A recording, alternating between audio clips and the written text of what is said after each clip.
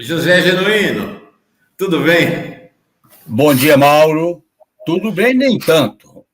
Pois é, não temos muito para falar, mas antes de você entrar no comentário, deixa eu registrar. Já falei aqui, semana passada a gente falava sobre a CPI e eu dizendo, o governo está lá lutando para ter o relator, e você falou, não, calma lá, o cargo mais importante da CPI, ao contrário do que as pessoas podem imaginar, não é o de relator, é o de presidente. O relator tem que fazer o que a maioria mandar. O presidente é que vai ditar o ritmo da CPI. Pois não é que ontem a base do governo no Congresso decidiu exatamente que a indicação do governo é para ter o presidente, senador, ou o Eduardo Braga, ou o Renan Calheiros. Aí eu pensei ontem, falei, esse Genuíno sabe de tudo. Você está dando consultoria lá em Brasília? Aqui em Brasília? Não, Mauro. Foram 26 anos de parlamento, passei por várias CPIs, quando o PT era minoria, e nós aprendemos com a prática política dentro do Congresso Nacional. Eu acho que a bancada do PT, a bancada do governo, eu me refiro mais à do PT e à da esquerda, tem que rapidamente se organizar para ter um bloco mais firme, mais programático, porque é inaceitável, Mauro, que a ditadura do mercado imponha o credo do Banco Central, valorizando o papel do Campos Neto, o teto de gastos, e nós não enfrentamos isso devidamente com o reajuste fiscal do Haddad, e privatizações. Você não pode discutir privatizações, você não pode nem levar a questão para o judiciário. Tanto o Pacheco, presidente do Senado, como o presidente da Câmara, Lira, dizem que não dá para questionar o que o Congresso votou. Que história é essa? Que democracia é essa que você não pode questionar o que foi votado na legislatura anterior? Você, no limite, você não pode discutir e votar um projeto que votado naquela sessão legislativa. Na sessão legislativa, né? Nem na legislatura. E agora eles estendem esse credo neoliberal para o que eu chamo a ditadura do mercado. E parece que o Lula está caminhando para entender essa questão. Mas ela tem que ser mais bem trabalhada por uma articulação política, mobilização política, enfrentamento político, porque está chegando às raias do absurdo.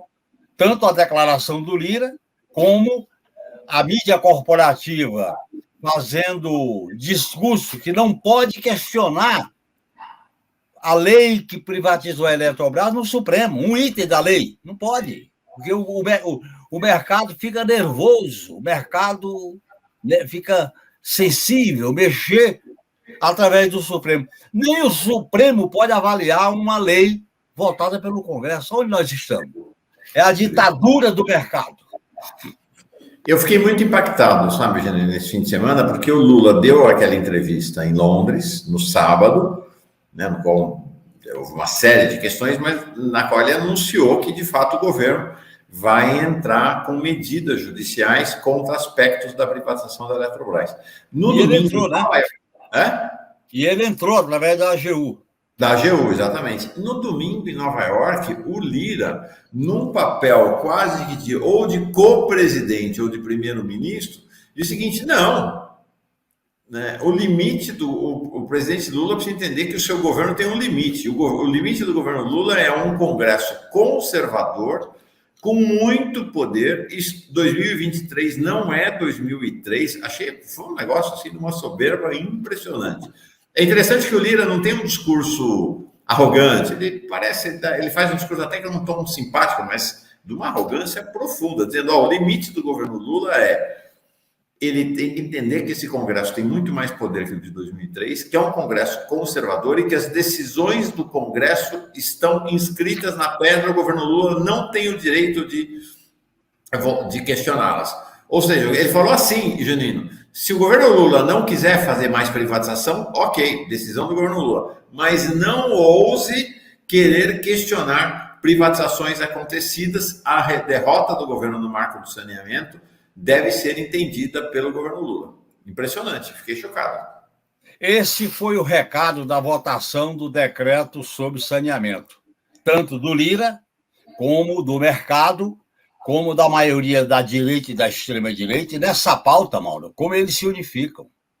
O Lira, o homem do orçamento secreto, o homem criticado pela a mídia corporativa, agora ele é útil para ser uma tutela via Câmara dos Deputados em relação à iniciativa do governo Lula. E o Pacheco, que parece aquele liberal que toma o chá das 5 no parlamento inglês, aliás, nós estamos em época de monarquia inglesa, ele agora diz que a tendência do Senado é derrubar o decreto do governo sobre orçamento.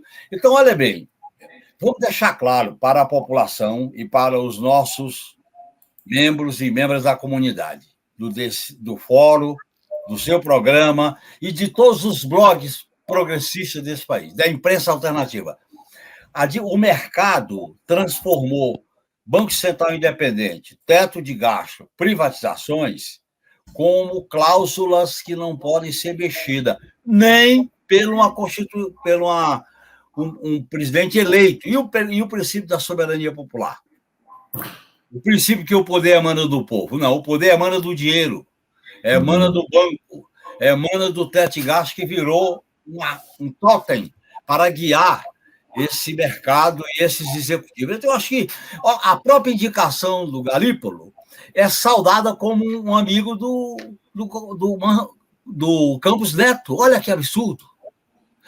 Agora, como Lula, a imprensa diz que foi o Lula que indicou, há uma crítica subliminar ao fato do Lula ter indicado o Galípolo para o Banco Central.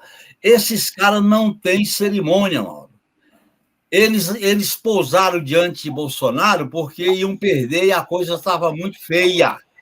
Mas, na essência, eles querem estender a ditadura do mercado para a ditadura institucional, que é aquilo que os teóricos falam do autoritarismo por dentro da ordem, autoritarismo furtivo, autoritarismo por dentro das instituições. Eu acho que esse sinal dado pelo saneamento, pelas declarações do Lira, por esse alarido, porque o governo entrou no Supremo por um item, um dispositivo da lei que privatizou a Eletrobras. Qual é a lei? É que a representação depende das ações que o sócio tem, que o governo tem. Olha bem, eles fizeram um modelo de privatização que você, tendo maioria das ações, não tem maioria política nas deliberações. Então, é escancarado essa ditadura do mercado. E aí nós vamos ter que governar enfrentando essa ditadura, Mauro. Não tem como. Eu acho que nós temos que incluir esses itens numa pauta de mobilização das ruas. Não dá para ficar só em Brasília, só no parlamento, tem que ir para as ruas para fazer o debate sobre uma pauta popular e democrática para o país.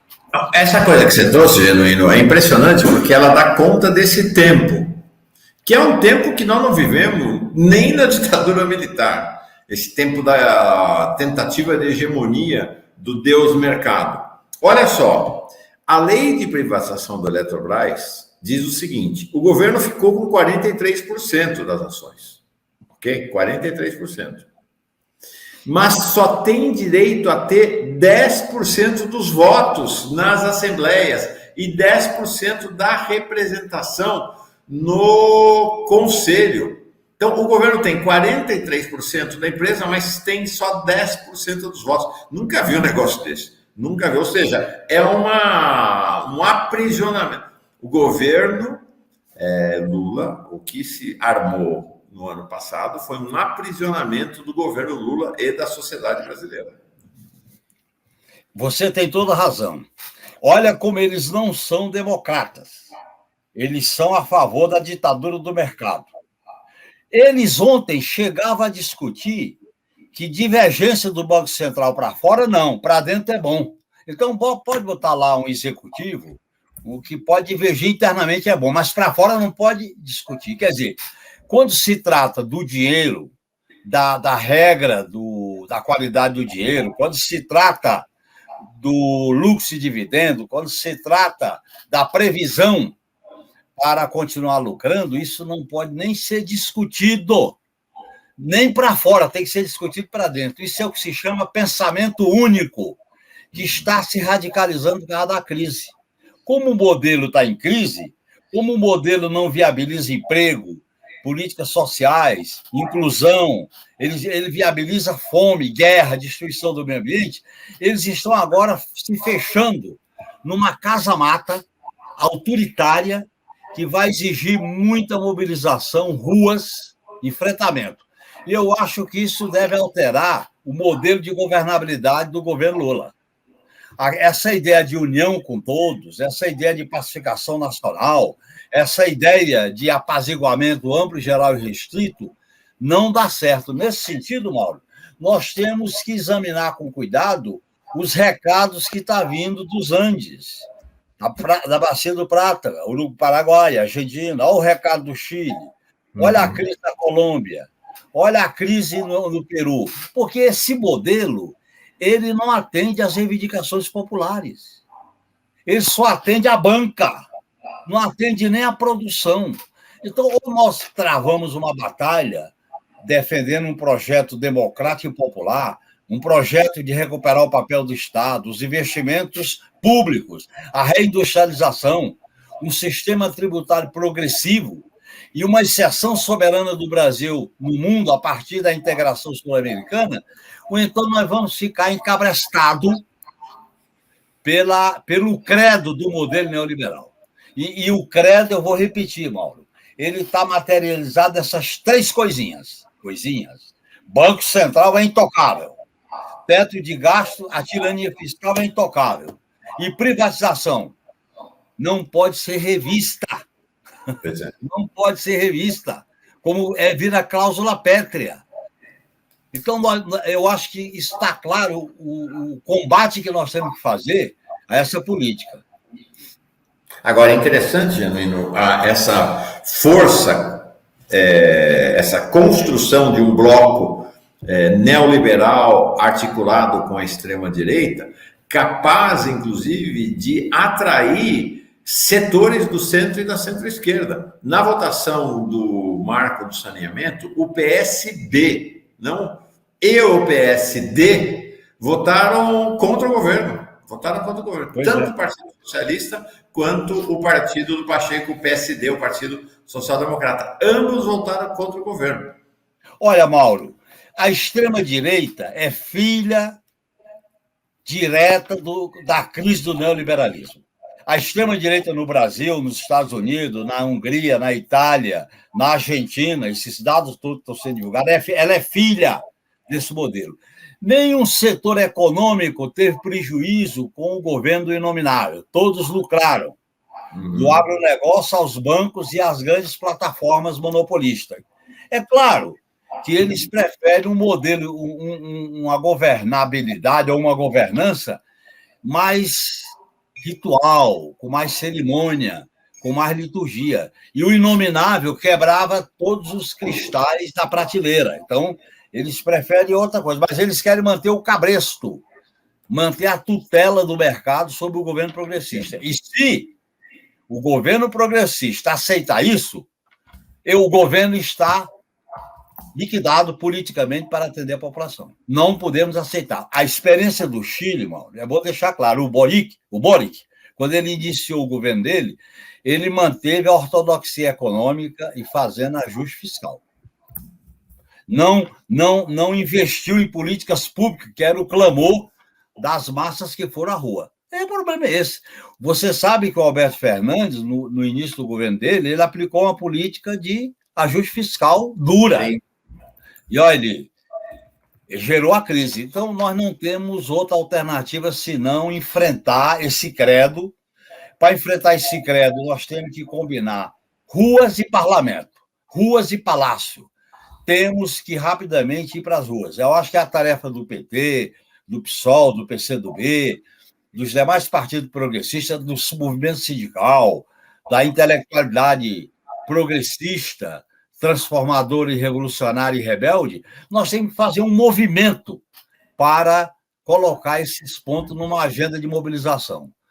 É decisivo. Se esse cabresto se consumar, e eles fazem isso de maneira inteligente, eles tentam valorizar alguém do governo, valorizar alguém do PT, tenta criar o medo, eles usam a extrema-direita como uma válvula de escape. Olha o que tem aí. Eu acho que é fundamental a gente mudar os termos da governabilidade.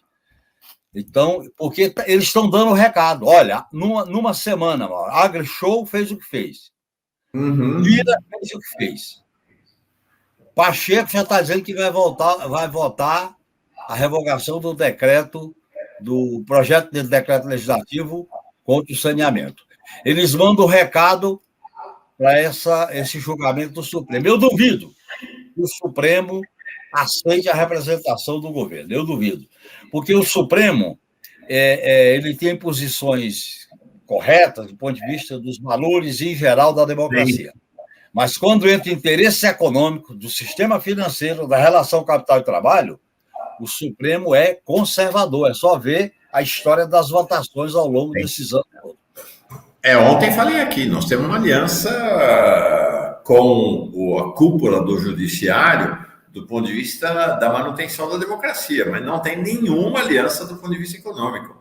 O Supremo, a Globo... Dos direitos, Paulo, nem do ponto de vista dos direitos. É isso aí, né? O Supremo, a mídia liberal, o centro e a centro-direita, olha, não é pouca coisa o PSD e o PSB terem montado contra o marco do saneamento. Né? Tem um bloco neoliberal / fascista que, nos temas econômicos, é muito consolidado. Vou colocar uma pergunta para você de um membro aqui nosso. A Giovânia volta a ser membro, ela que estava com problema com o cartão dela, muito bem chegada. O Bruno diz assim, Genuíno, como colocar o povo na rua em tempos de domínio absoluto da extrema-direita nas redes sociais? O trabalhador não está na porta da fábrica. O povo está no local de trabalho, no local de moradia e nas ruas. E a esquerda tem que voltar a se ligar com o povo trabalhador, propondo dias de mobilização, como nós fizemos contra o novo ensino médio, como fizemos algumas coisas no 1º de maio, nós temos que insistir. Mobilização não é um estalar de dedos. Mobilização é construída, é discutida, é organizada, é incentivada. E eu acho que a função principal do PT e dos partidos de esquerda, ao apoiar o governo Lula contra a extrema-direita, ao apoiar o governo Lula para viabilizar uma pauta popular, e ao apoiar o governo Lula para enfrentar o credo neoliberal, o pensamento único, nós temos que iniciar um processo de convencimento para a mobilização. E eu acho que dá para fazer nas redes sociais e fora das redes sociais. É um pé nas redes sociais e um pé onde a gente encontra a gente. É um pé no palácio e um pé na rua. É um pé na legalidade e um pé contra essa institucionalidade oligárquica do orçamento, das emendas individuais, desse processo de acomodação. Eles querem aprisionar o governo Lula.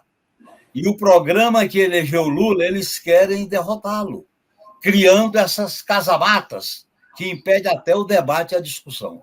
Eu acho que nós não temos outro caminho senão a rua e a mobilização.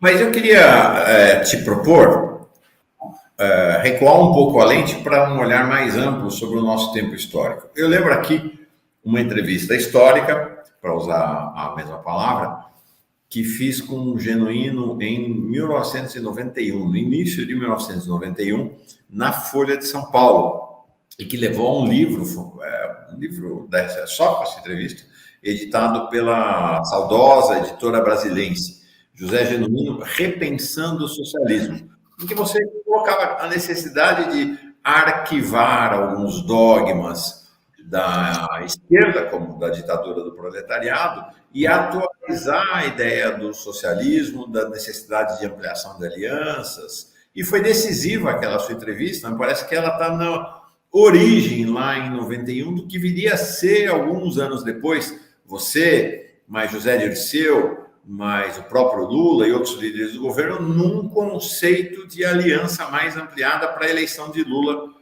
em 2002. Pois bem, queria retomar essa visão mais histórica. O Emir Sader falou aqui, essa derrota no Chile agora e a possível derrota na Argentina mudam o clima na América Latina. Então, minha pergunta para você, Genuíno, é um pouco esse tempo histórico. quando parece que tem a possibilidade de vir uma nova onda rosa, né, ou onda vermelha, não vermelha, mas uma onda rosa na América Latina, como no início do século, parece que a força violenta da extrema-direita em aliança com os setores conservadores, com os setores neoliberais, atropela tudo. Então, a gente não vai ter nem o gostinho de ter um período aí de 3, 4, 5 anos de hegemonia democrática na América Latina e já vamos disputar de novo a hegemonia com a extrema-direita, vamos reconhecer, talvez até com vantagem para eles, o que me parece que acende até um sinal de alerta em relação à eleição de 2026. Como é que você vê esse histórico nosso? A ideia de resgatar, que eu falo na entrevista que produziu o livro, é resgatar o que é universal na crítica ao capitalismo e na afirmação dos princípios e das diretrizes de um socialismo renovado, em que a gente resgata as experiências socialistas, fazendo uma autoavaliação, e é isso que eu coloco no livro Repensando o Socialismo. É claro que, naquele momento, o PT atravessava uma fase de isolamento. Aquele isolamento foi, em parte, rompido quando nós elegemos Lula em 2002. Mas o que a exigência coloca hoje para nós é combinar a aliança tática mais ampla com a aliança estratégica mais definida. Qual é a novidade do novo tempo histórico, Paulo? A novidade é que, a partir da crise de 2008, a crise do modelo neoliberal no sistema financeiro americano, há uma reestruturação capitalística no mundo, mudando relação capital e trabalho, a captura dos fundos sociais, a captura das proteínas animal e vegetal, e os recursos naturais, como o pré-sal, como o lítio na Bolívia, como o ouro no Brasil, e etc. Essa nova reestruturação do capitalismo exige da esquerda um enfrentamento político. Esse enfrentamento político, para se viabilizar, ele tem que ter um programa. Esse programa não é por dentro da ordem do neoliberalismo, é por fora da ordem do neoliberalismo. Como ele tem um núcleo político estratégico, que é a esquerda, ele tem que fazer aliança pontual. Eu não sou contra fazer aliança pontual, mas a aliança com o centro não é estratégica, ela é pontual, ela é tática. A aliança mais estratégica é o programa democrático e popular anti-imperialista que vai pautar, que vai configurar. Nesse sentido, eu faço uma leitura da minha elaboração naquela entrevista que produzi o livro, passando pela reestruturação do capitalismo a partir da crise de 2008, analisando a natureza do golpe de 2016. Eu, Mauro, me surpreendi com o golpe de 2016. Eu achava que não ia estar mais risco de golpe no Brasil. Eu tive ilusão no institucionalismo. Eu tive ilusão na força do parlamento. Eu tive ilusão na mídia corporativa. E eu vivi e aprendi na própria carne que é necessário uma reavaliação daquilo que foi a nossa experiência do governo Lula e Dilma. E essa reavaliação tem que estar presente para hoje.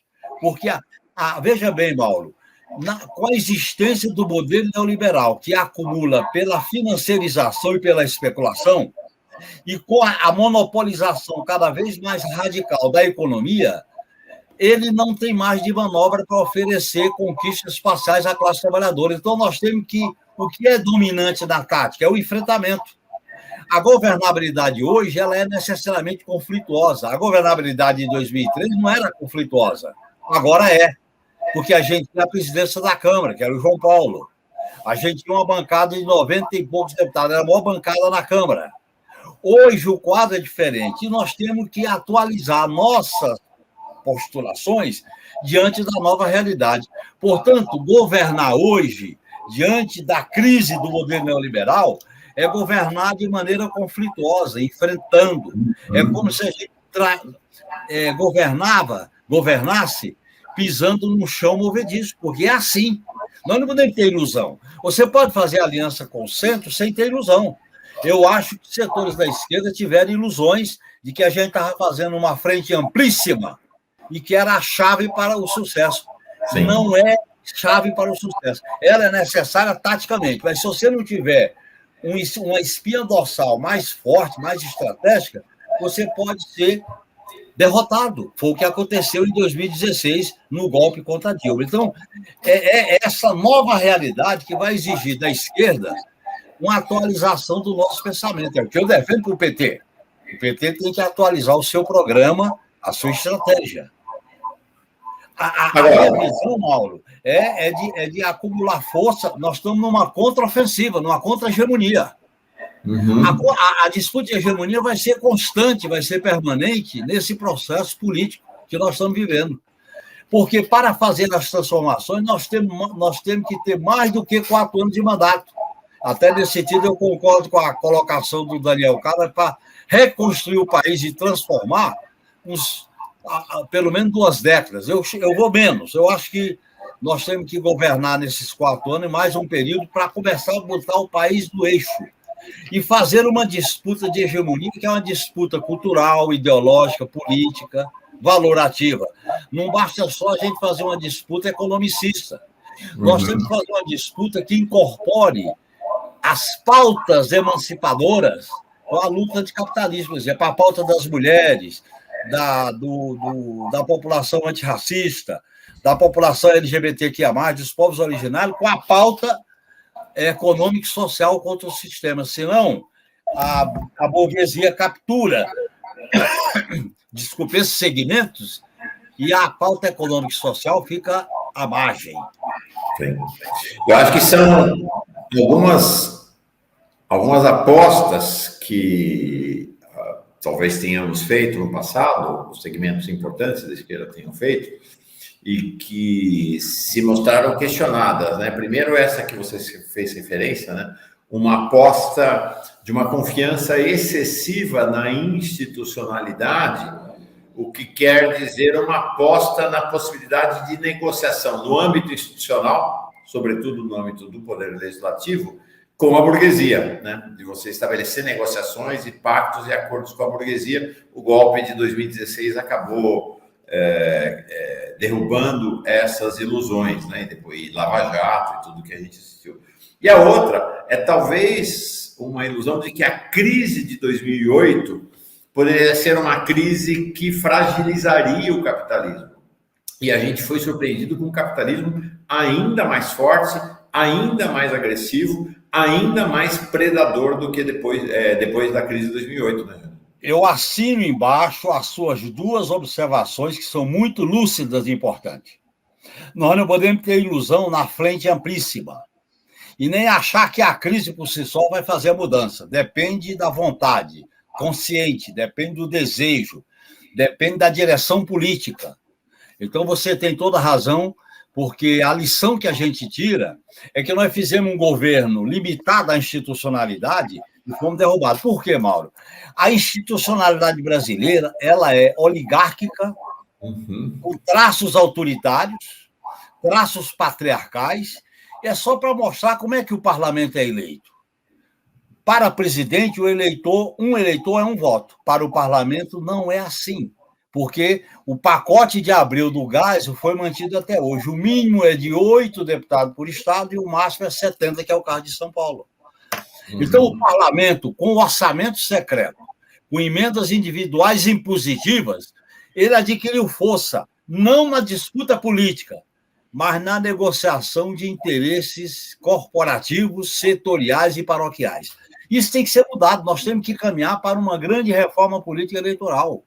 Nós não podemos ter ilusão nesse protagonismo da judicialização da política. Nós não podemos ter ilusão nisso. É importante essa aliança tática para defender a democracia contra a ditadura, é importante.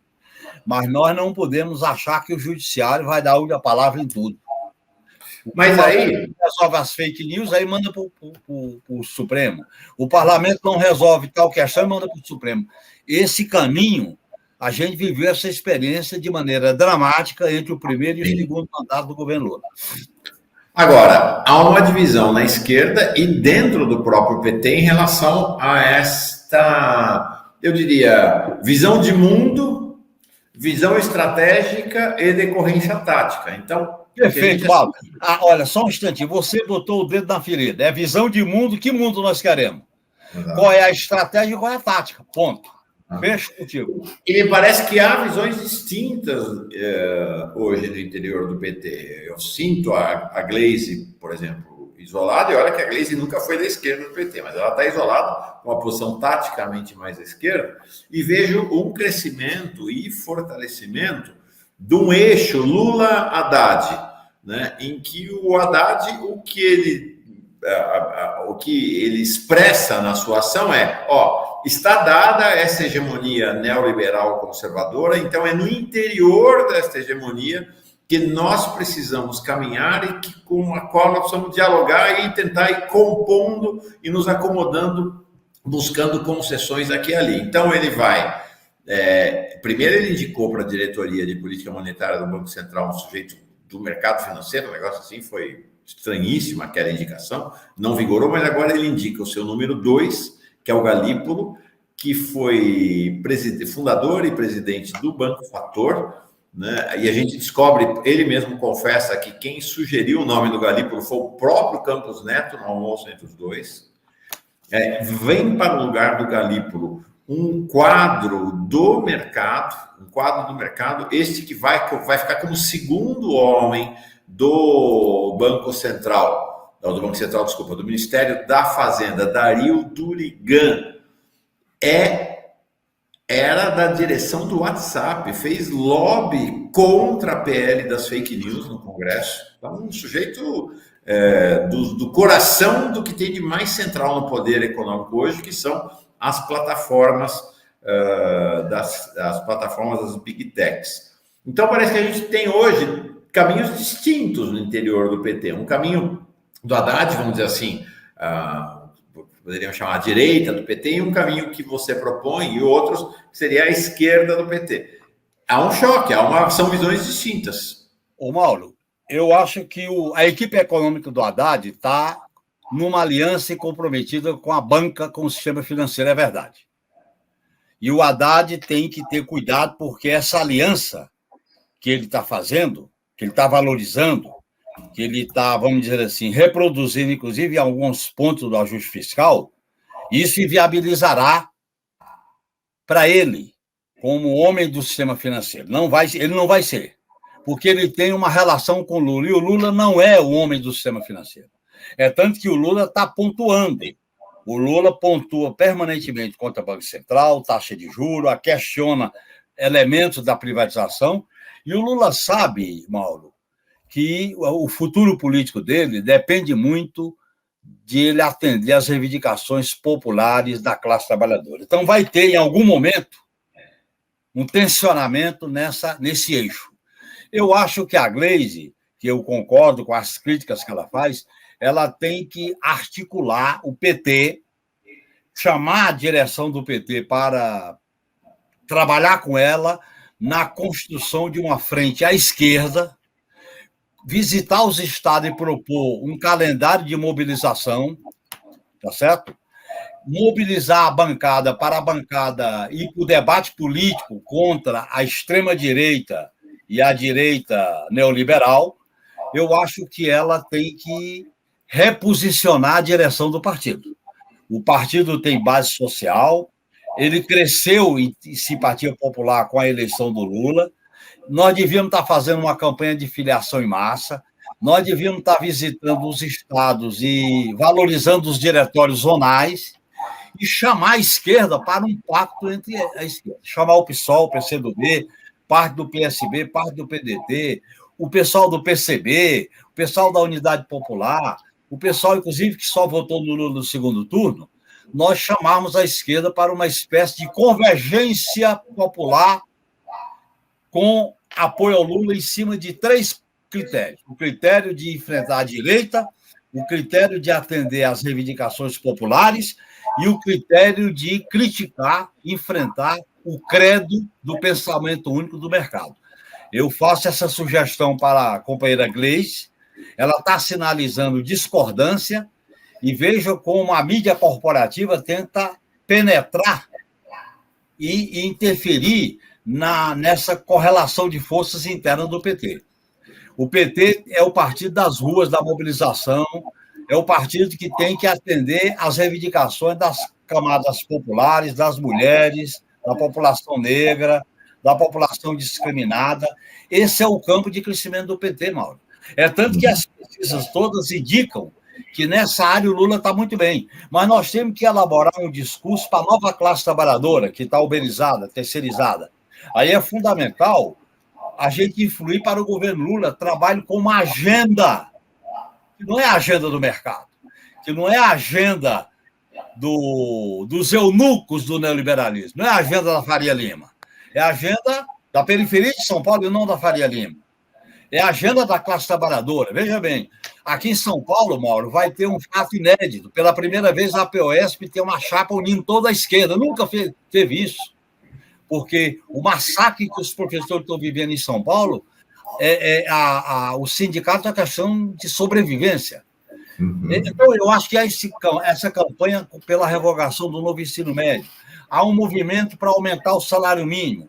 E nós vamos ter que estar preparados para enfrentar esse debate contra o Banco Central Independente, contra a alta do juro e se preparar para um debate sobre a reforma tributária. O que eu estou advogando, Mauro, é a gente articular um projeto popular, democrático, de enfrentamento desse pensamento neoliberal, autoritário, ultrapassado, que levará o país ao aprofundamento da crise do setor público, da crise das condições de vida, e a economia não vai decolar com esses pressupostos do credo neoliberal. Perfeito. Já que você falou de professor, a POSP, novo ensino médio, vou embarcar aqui o Daniel Cara, que fala lá de Pernambuco. Vamos ver se a conexão dele vai nos ajudar. Está lá em Pernambuco para falar de educação. Daniel, chega mais, tudo bem? Fala, Mauro. Fala, Genuíno. Um prazer estar com vocês. Um bom dia para todo mundo da comunidade da Fórum Café. É um prazer sempre estar aqui com vocês. Peço desculpas que minha conexão não está muito boa, mas vamos que vamos. Eu consegui colocar um cantinho aqui no hotel, um hotel simples que eu estou aqui, mas eu acho que vai funcionar. Vamos ver. Vamos indo, começou bem. A Lucinda Gregório diz, Mauro, não esqueça o recuo do PL 2630, né? O PL das fake news. Qual a participação das redes sociais no crescimento da extrema-direita total, né? As plataformas são as grandes patrocinadoras da extrema-direita no Brasil e no mundo. Carlos Alberto de Bones Cruz, o povo gosta de populismo, vide Collor, Fernando Henrique, Temer e Bozo. Os desastres econômicos levaram à eleição do PT, única opção organizada, ou nos organizamos com o povo e sindicatos, ou seremos derrotados.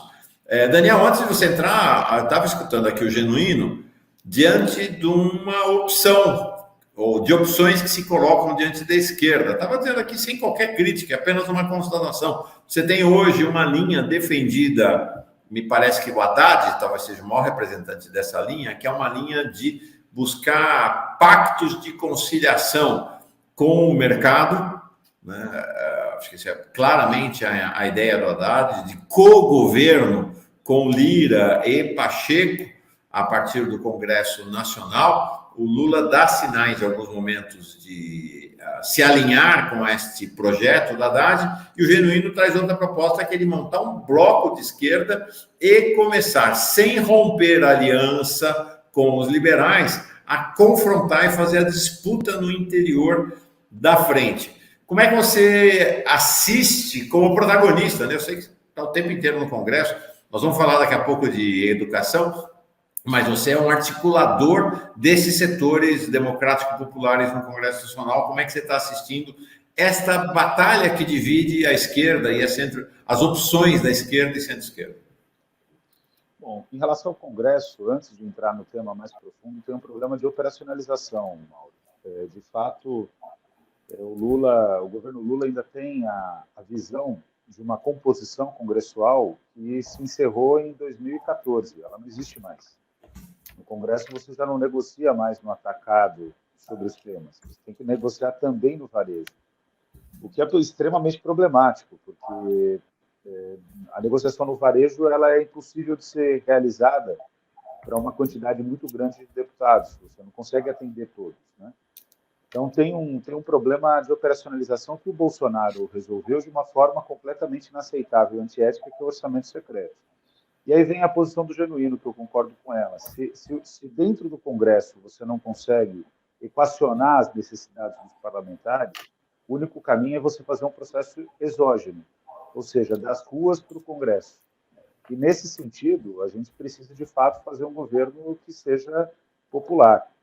Eu tenho para mim que o Lula, e eu falo isso sempre nas discussões de bastidor, o Lula ele decidiu que nessa gestão ele quer ser um operador da questão do Estado brasileiro, ele quer ser um chefe de Estado. Mas ele precisa encontrar pessoas que vão realizar o trabalho da chefia de governo. Eu não vejo nenhum problema nisso. Mas tem questões que são questões urgentes da República Federativa do Brasil, das necessidades internas brasileiras, que o Lula vai ter que corresponder. E aí não dá para, concretamente, se a gente for analisar de maneira bastante fria, o desempenho, nesse momento, pode tudo mudar e pode melhorar, eu espero que isso ocorra. Mas o desempenho de Fernando Haddad, Rui Costa, e toda a área econômica, Simone Tebet, Geraldo Alckmin, não chega a 1/10 do que era o trabalho da Dilma, quando foi ministra da Casa Civil do Lula no segundo mandato. Foi o melhor momento de governo do Brasil, nos últimos 40 anos, certamente. Então, o que eu vejo, concretamente, Mauro, é que a gente precisa, de fato, começar a trabalhar em estratégias, até por conta do que ocorreu no Chile, em estratégias como essa que o Genuíno trouxe com muita propriedade. O jogo não vai ser resolvido dentro do processo congressual parlamentar. O jogo da democracia brasileira não vai ser resolvido também via sistema de justiça. É até interessante, né? Eu peguei partes do Roda Viva, do Roda Viva do Gilmar Mendes, né? Que a Vera Magalhães chama o Gilmar Mendes, Isso. e é interessante observar um esforço muito grande de dar ao sistema de justiça um protagonismo que ele não tem em relação àquilo que o Bobbio chamava de poder de fato e poder de direito. Começa com Maquiavel, a construção, mas o Bobbio, como um grande sistematizador, ele colocou de forma muito mais simples e, ao mesmo tempo, profunda. Esse é o mérito do Bobbio. Quem tem o poder de fato, é o povo. E o próprio Maquiavel, o príncipe, ele constrói o príncipe todo para dizer que o poder emana do povo, mas que, na visão dele, para você constituir um príncipe, você precisava ser mais temido do que amado, melhor ser temido do que amado. A ideia dos fins justificam os meios, os fins justificam os meios para a preservação do Estado, como bem explicou o Gramsci, né? Fazendo uma releitura do Maquiavel. Então, o ponto concreto que a gente precisa desmudar no Brasil, na América Latina, é que o povo é o centro do poder. E as instituições, elas servem para governar o Estado em representação do povo. Então, nesse sentido, eu creio que o Genuíno está certo. Agora, não é um caminho simples, porque a esquerda já se acomodou. Na América Latina, não é só no Brasil, ela já se acomodou com a via institucional. A via institucional é muito atraente. E todo governante de esquerda, é engraçado isso, né? A minha impressão sempre acaba sendo essa. Todo governante de esquerda, ele tem... existe uma necessidade, mas aí tem aspectos culturais também, que determinam uma vaidade de convencer e de conquistar o coração e a mente da elite. Isso nunca vai acontecer. São processos opostos, né? São interesses opostos. Então, o Genuíno tem razão. Agora, isso é para ontem, né, Genuíno? A gente já tá perdendo tempo. Porque, olha, vamos imaginar aqui o seguinte cenário, só para concluir. Se não fosse o Lula o presidente da República, e quando você olha para o Lula, você vê uma muralha de milhões e milhões de votos. O Lula tem isso. O Lula tem isso, efetivamente, como líder, né? Se não fosse o Lula, a gente não teria a sobrevivência de nenhum outro governante de esquerda, ou de centro-esquerda. Então, tem que vencer essa situação. Né? É interessante essa ideia que o Daniel traz, Genuíno, porque se a gente olha, bom, saudando o velho Marx, né? Acabou de fazer aniversário, por sinal, 2 marxistas que fizeram aniversário semana passada, o velho Marx e o velho Genuíno. Parabéns atrasado para o Genuíno aqui. Mauro, perante Marx, eu preferi o meu discurso quando eu fui eleito em 82. O meu primeiro discurso na Câmara foi Marx vive, que eu fiz em março, e depois no aniversário do nascimento dele. Mas se a gente olhar... Agora, eu acho, Mauro, que o Daniel colocou uma coisa importante. Governar só uma observação para você comentar. o Genuíno. Só a observação, que acho que o Daniel traz, e aí você emenda a tua observação, que assim, você vai olhar na primeira metade do século XIX, antes do marxismo se estruturar, havia muito essa ideia, tinha muitos revolucionários cujo trabalho deles era ficar escrevendo cartas para os reis, para convencê-los de que era necessário um novo tipo de governo. Então, me parece que o que o Daniel está falando é o seguinte: você tem mais ou menos um pouco essa ideia hoje também nos governos de esquerda, que se escrever cartas bonitas e convincentes para as classes dominantes, que elas vão se convencer, né? Não adianta, o Daniel tem razão, não adianta ganhar o coração e a mente da burguesia. O coração e a mente da burguesia é do capital. Nós temos que ganhar o coração e a mente da classe trabalhadora, da classe média, das populações excluídas, para um projeto de emancipação. Emancipação no sentido social, cultural, ideológico, político, educacional, econômico. Eu acho que esse é o desafio da esquerda. No meu modo de entender, o governo Lula é uma grande possibilidade histórica e é um governo que está em disputa.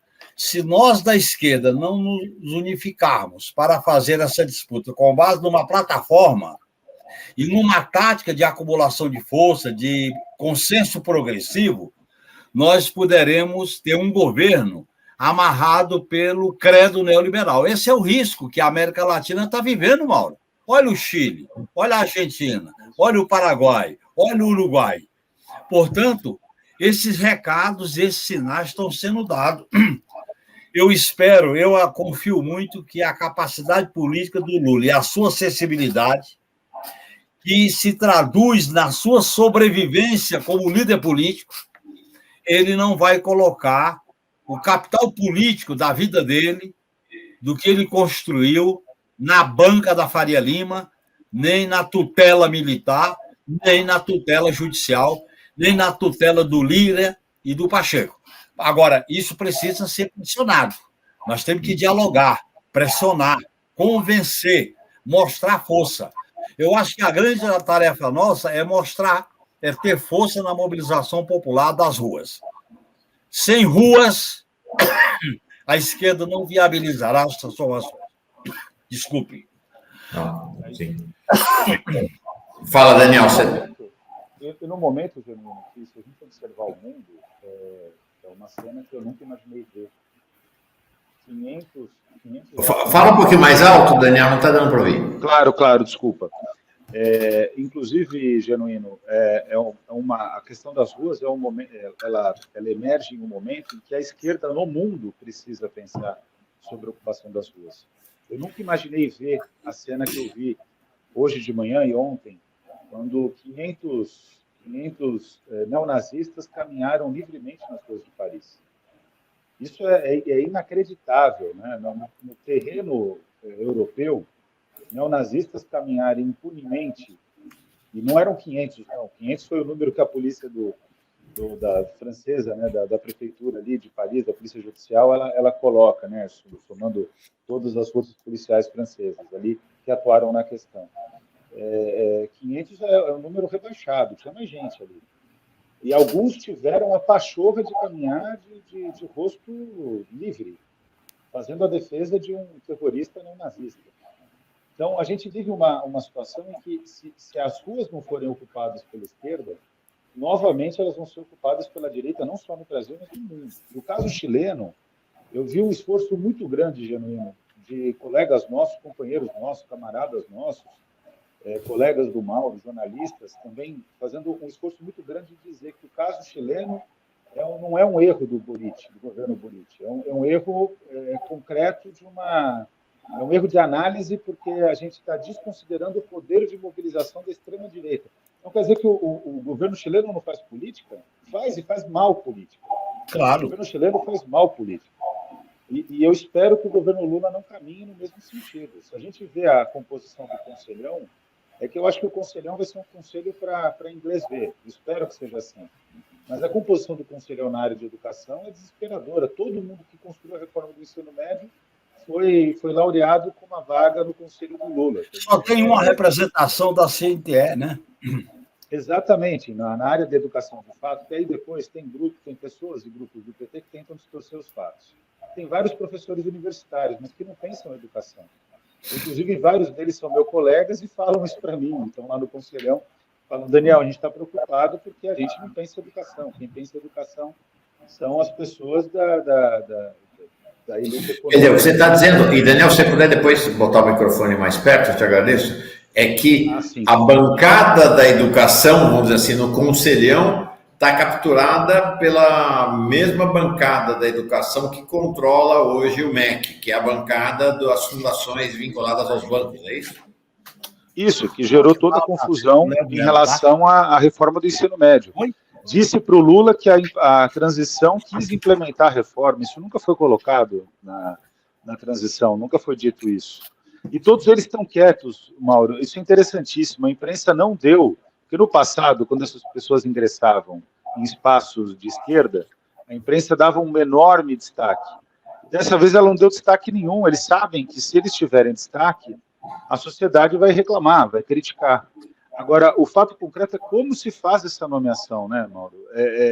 É completamente absurdo. Então, vai na linha do que o Genuíno está dizendo. E vou repetir aqui.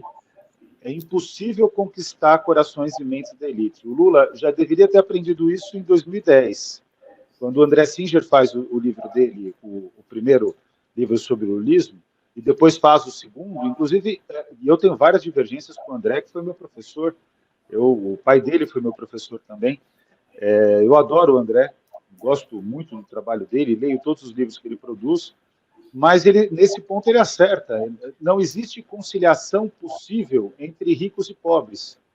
A questão concreta que a gente precisa ter claro no Brasil é que os ricos não vão aderir a um governo de trabalhadores.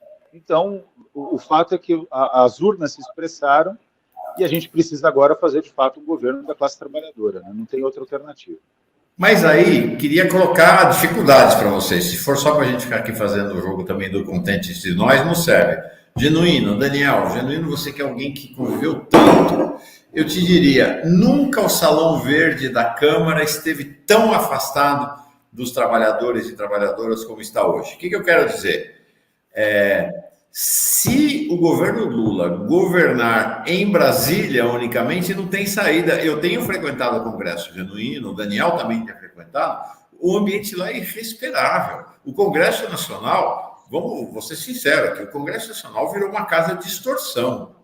Né? O que o Congresso Nacional, que essa maioria conservadora faz no Congresso Nacional, é um processo permanente de extorsão do Executivo, do governo federal. E, lamentavelmente, eu quero dizer o seguinte, há muitos parlamentares de centro-esquerda e de esquerda que embarcaram gostosamente nesse processo, né? Esse reino encantado das emendas, né? Da tal da emenda PIX, das emendas de relator. Olha, são pouquíssimos os parlamentares que não entraram, porque o realismo faz com que eles avaliem o seguinte, se eu não entrar, eu não consigo me reeleger. Então, o Congresso está muito distante, né? Acho que Brasília nunca esteve tão distante de São Paulo, do Rio, de Belo Horizonte, de outros lugares, como anda atualmente. Né? Ô, Mauro, o Salão Verde tem que aproximar a institucionalidade das ruas, que era o que a gente fazia na Constituinte, na campanha das diretas, inclusive na pauta do primeiro mandato do governo Lula. E na pauta, quando nós discutimos Estatuto do Idoso, quando nós discutimos a lei do salário mínimo, quando nós discutimos a Ciência Sem Fronteira, quando nós abrimos, o Daniel sabe disso, o debate no Congresso Nacional de um novo pacto pela educação, o golpe quebrou essa relação. E, a partir do golpe, predominou o encantamento com as emendas, com os cargos e com a sobrevivência a qualquer preço. Por isso que eu defendo que a esquerda, PT, PSOL, PCdoB, Rede, PV, parte do PSB e PDT, possa se constituir num núcleo, mesmo sendo minoria, de enfrentamento, de politização. Por exemplo, eu acompanhei a sessão da votação do projeto sobre fake news. A esquerda ficou calada, ela tinha que ter ido para o enfrentamento. A própria lei do saneamento, ela tinha que ter ido para a tribuna. Nós temos que ter uma combatividade. Eu acompanhei, não foi, viu, Janino? Não foi para a tribuna. Não foi para a tribuna, ela ficou na defensiva, ela ficou acovardada. Então, Mauro, isso é possível ser construído. Agora, por outro lado, os deputados têm que se articular nas suas bases, com o movimento sindical, com o movimento popular, com todas as lutas, para fazer a pressão, para fazer a movimentação. E hoje a pressão, Mauro, não é como naquela época, que não é só o ato público. É a pressão nas redes, é a pressão em manifestos, é a pressão em abaixo-assinado como esse, pela revogação do novo ensino médio. É a pressão... Eu fiquei muito impressionado, Daniel, no sábado, quando eu participei do ato de lançamento de uma chapa unitária para a direção da POS, que uniu toda a esquerda, pela primeira vez, porque virou uma questão de sobrevivência, porque o que o bolsonarista está fazendo aqui no governo do Estado, com o secretário de Educação que veio do Paraná, é política de terra arrasada. Então, eu acho que nessas condições nós temos que mobilizar, nós não temos outro caminho, senão a mobilização popular, que eu digo rua no sentido amplo, mas é mobilização do local de trabalho, das escolas, seminários. E esse trabalho, por exemplo, Daniel, que você faz de maneira muito competente, você viaja pelo Brasil inteiro, você virou uma referência para discutir uma visão de uma educação integral e democrática. São vários momentos que a gente pode potencializar isso. Os nossos parlamentares têm que ser porta-vozes de um projeto popular alternativo ao projeto neoliberal. Nós não vamos apoiar o Lula incondicionalmente, vamos apoiar o Lula amarrando 3 condições para enfrentar a extrema-direita, para defender a pauta popular e para se contrapor ao credo neoliberal, Banco Central, teto de gasto e contra a privatização. É isso que vai nos unir. E nós temos que estar ao lado, porque o Lula é a melhor possibilidade histórica. Eu acho, Mauro, que vai chegar um momento que o Lula vai se dar conta que o capital político dele, os caras querem comê-lo, os caras querem estragá-lo. E ele vai ter que se levantar. E o caminho para ele se levantar é com os movimentos populares. Sim. Daniel? Eu acho que esse é o ponto que o Genuíno traz, Mauro, e que ele tem total razão. O problema concreto é o seguinte... eu entendo sua pergunta. A gente não pode falar sobre algo que é utópico, né?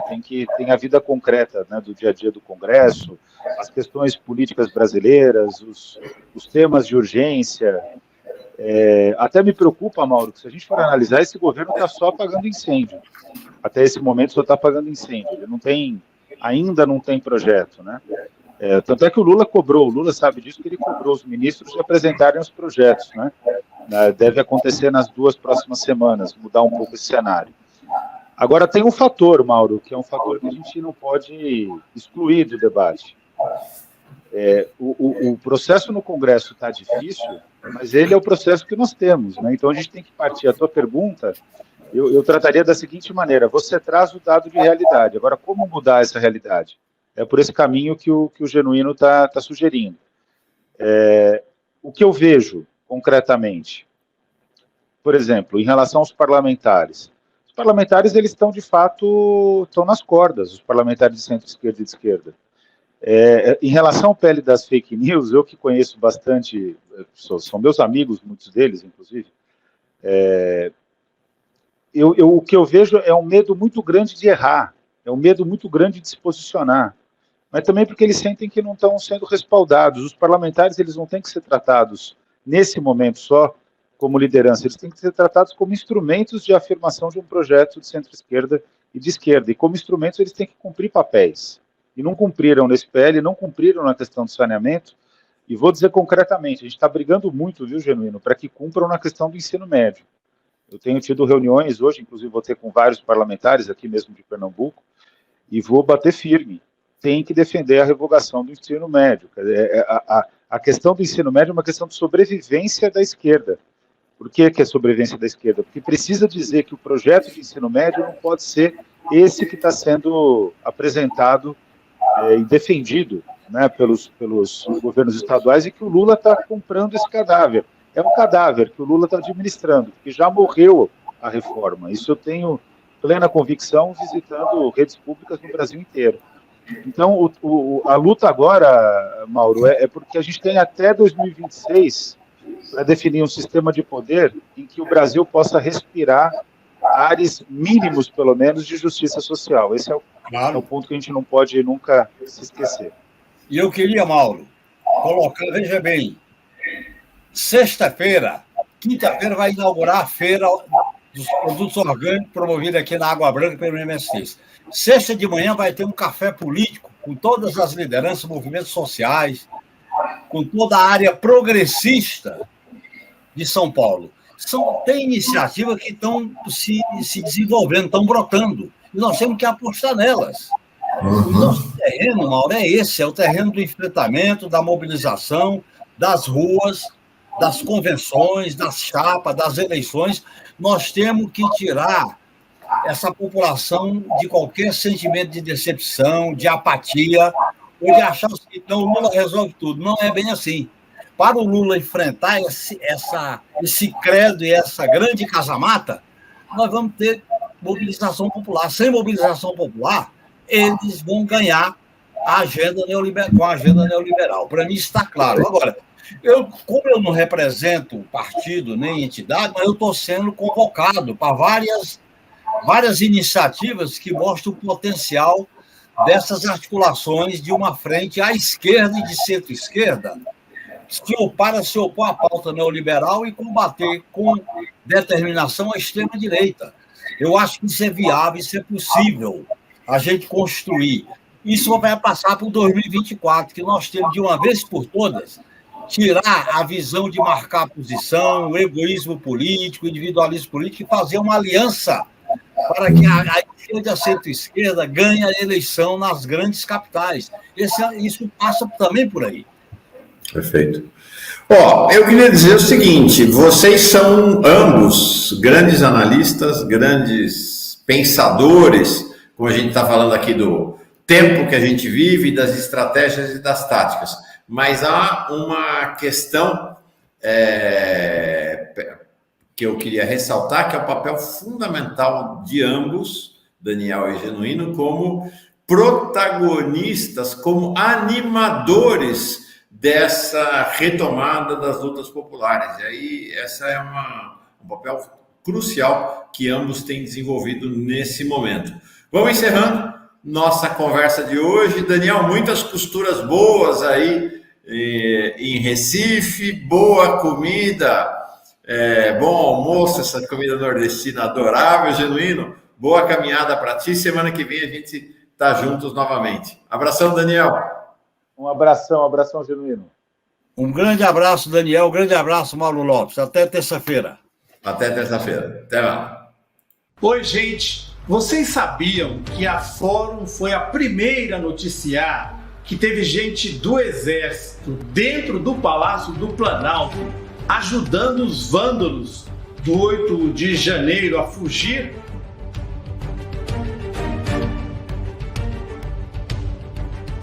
Pois é, essa pessoa hoje se tornou testemunha oficial e só agora está sendo descoberta pela mídia convencional. Você que nos acompanha há muitos anos não fica surpreso, né? Estivemos juntos no golpe contra Dilma, na perseguição ao Lula pela Lava Jato e durante o pesadelo que foi o governo Bolsonaro. Então você sabe melhor do que ninguém, fomos alvos de ações na justiça muito custosas. Por isso, a Fórum Filmes pede a sua contribuição para fazer um documentário sobre o dia histórico do 8 de janeiro, com informações e entrevistas exclusivas. Da mesma maneira que já antecipamos essa testemunha-chave para todo o processo. O Renato Rovai, futuro cidadão honorário de Sinop, Adri De Lorenzo e toda a turma da Fórum, inclusive eu, contamos mais uma vez com a sua ajuda para poder apresentar esse trabalho. Quem não puder, mesmo que um pensamento positivo já nos ajuda. Muito obrigado.